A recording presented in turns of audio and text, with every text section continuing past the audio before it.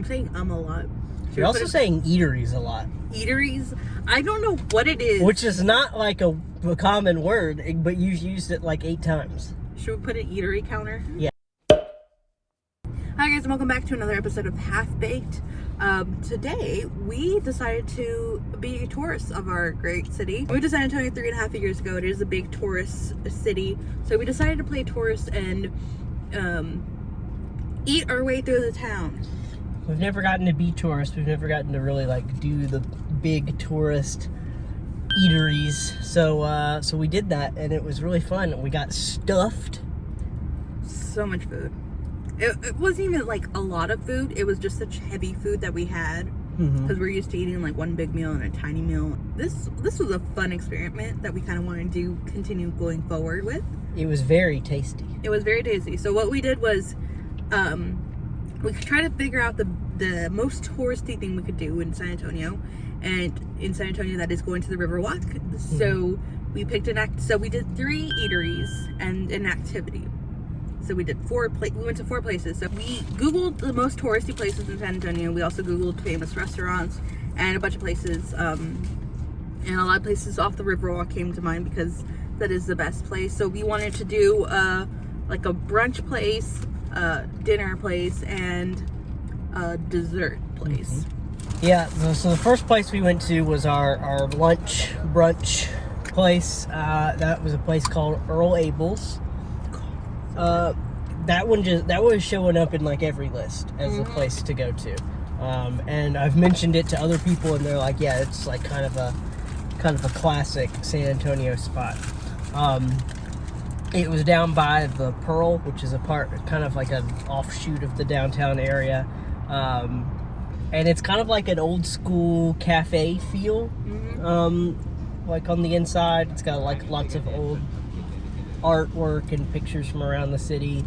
They're known for their fried chicken. In fact, they say that they were voted like best fried chicken in San Antonio several years running. And Peyton confirmed this because it nearly brought him to tears. It was really good fried chicken. So you didn't want to eat the last bite because you were afraid it was going to be gone. I got the chicken and waffles, which is one of my favorite meals. Guys, let me tell you. This was good chicken and waffles. It was really good chicken, especially. It just, I don't know, the flavor is like so good. I don't know what they put in it. I don't know. It must be love because I loved it. Listen, I could do an entire like 20-minute video just on this chicken. It was so good. Honestly, I told myself I wasn't going to get emotional. And he did in that video, so roll the clip. So tell me again why you're not going to eat it. The last bite. I respect it too much. So you're just gonna let it sit there? Probably not, but I wanted to know that it won.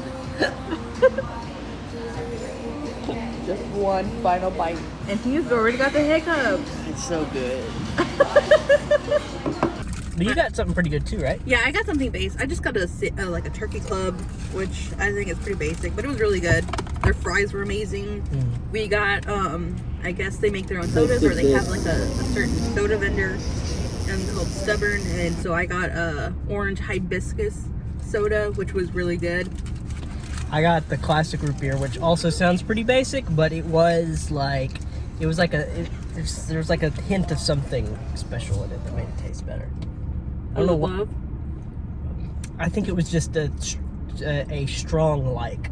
And then we got some dessert there. This was not supposed to be our dessert place, but but they had so many pies. They had them all displayed. How are we supposed to walk by them and not get one? They just look too alluring. And they look so fresh. But we were so full, so we just settled on one pie, which was their chocolate icebox pie. And let me tell you, I love myself a chocolate icebox pie. This was probably one of the best ones I've ever had because a lot of the times the chocolate part is too dense or too jelly-like, and it doesn't have a lot of flavor. This one was amazing. We 100% will be going back. I will 100% be going back. I wanted to go back before we even left. I know. I was ready to go back.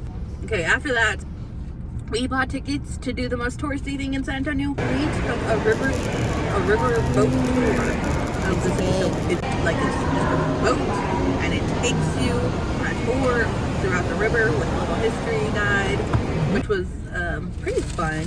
I haven't been on one in like forever, and you had never been on one. Mm-hmm. Yeah, I'd never done that. That was fun. Pretty unique tour to do.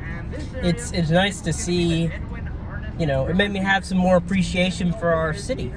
Seeing all the sites here and the history behind it. So we had our dinner on the Riverwalk as well. Which is a very touristy place. A lot of residents, San Antonio residents, I don't think really head to the Riverwalk because it is so packed and touristy, and there's just other better eateries around town. It was nice. It was a nice little ambiance. We went to the original Mexican restaurant, which that's the name of it. It also describes it. Yeah.